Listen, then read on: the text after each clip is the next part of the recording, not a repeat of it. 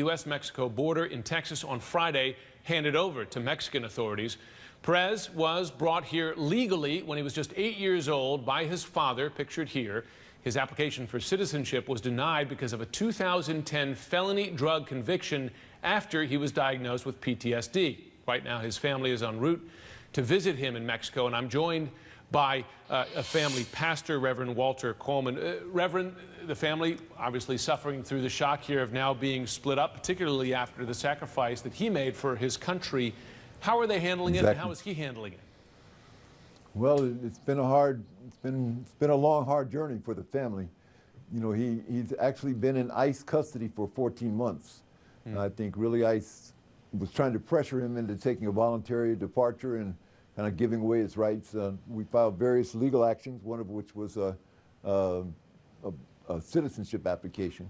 But he wanted to stick it out. He felt like he had a right to be in this country. He had served honorably, and he felt like he should be there. I think the most important thing to understand is that when he entered the Army, responding to a call like a lot of his brothers and sisters did, he was already a legal permanent resident and eligible at that time to become a citizen.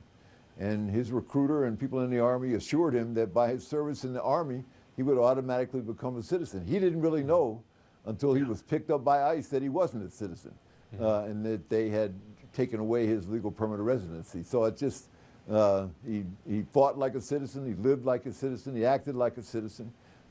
He made some mistakes that came from PTSD and from the kind of pressures that a lot of our guys suffered coming back out of the service. But he did his time, and now all of a sudden they've thrown him out of the country and just dumped him across the border in a town that our government has put a travel warning against.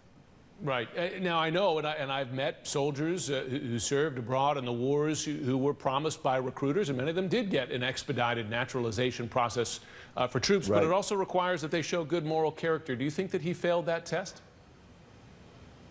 Well, there wasn't a question that he was showing good moral character while he was in Afghanistan and in the service, and that's when they should have granted him the citizenship. This last hearing for citizenship, we were really going in asking through his attorneys to give him citizenship retroactive to the time when he was in the service, which they promised him and he should have gotten. Well, Reverend Coleman, our best to you and the family, and we certainly appreciate his service. Thanks very much to you as well for watching. We're going to be back in just a moment.